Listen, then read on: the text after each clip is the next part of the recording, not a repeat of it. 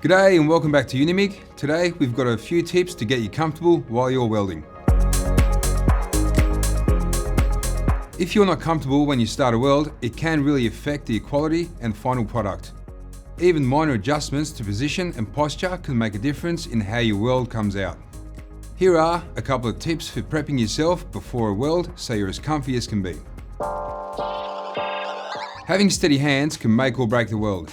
If you're working on a bench or otherwise flat surface, support your wrists, forearms or elbows against it. Being able to lean up against the solid surface will give you more control as you run along a joint. There will be less movement in your torch, giving you a more consistent weld. You can use a wood or a metal block to elevate your hands for the same effect if you need to. If you're welding vertical or overhead, you can attach a clamp or something nearby and then use it to lean on instead. If you're welding out of position, overhead, vertical, you name it, you're going to be dragging the torch lead along behind you as you go. These can be pretty heavy, especially if you're holding the torch above your head. That extra weight can build up pretty quickly. Grab a chair, bench, sawhorse or otherwise, and drape your torch lead over it. You can eliminate a lot of that extra weight by having something else to support the length of your torch, so your arms and shoulders don't get too tired. Holding the torch in one hand and using the other for support and guidance will help you weld and keep you stable. Take your job so that you can have both hands available and then use both hands to keep the arc and the torch steady and consistent.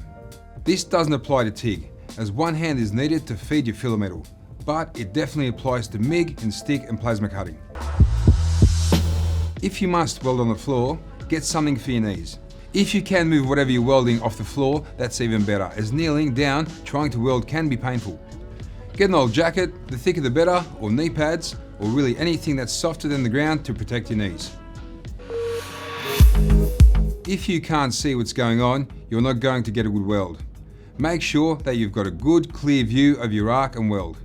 The best way you can do that is with a good helmet. The bigger your viewing lens, the more you'll be able to see out of it. On top of that, keep your helmet clean. If the lens is dirty or scratched, you're not going to be able to see regardless of how big it is. For TIG welding, you can get glass gas shrouds. They're translucent, so you can see what you're doing better. No more straining your neck trying to get a good view of your weld.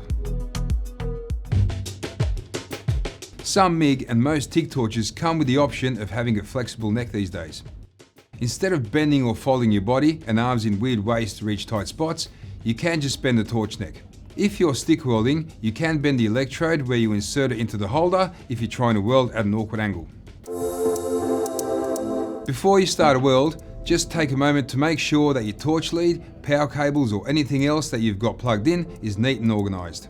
You don't want to find halfway through a weld that your torch lead has wrapped itself around the chair or something else, and now it's tangled and stuck. Keep it tidy. If you're TIG welding, sit down. It sounds super lazy, but seriously, if you can reach the weld sitting, do it.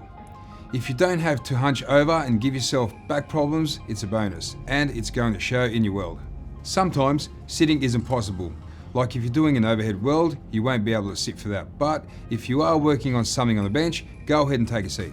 Unfortunately, this doesn't apply to MIG or stick welding because sparks can land in your lap and burn, rather than just bouncing off and falling down if you were standing. Instead, if you can't sit, try to lean a hip, shoulder or elbow against something for that added stability. Welding might not be the most comfiest thing that you've ever done, but there are a few things that you can do that will make the job feel a lot better. Do you have any tips or tricks to get comfy when welding? Share your tricks in the comments and feel free to tag Unimig in your posts. We'll catch you next time.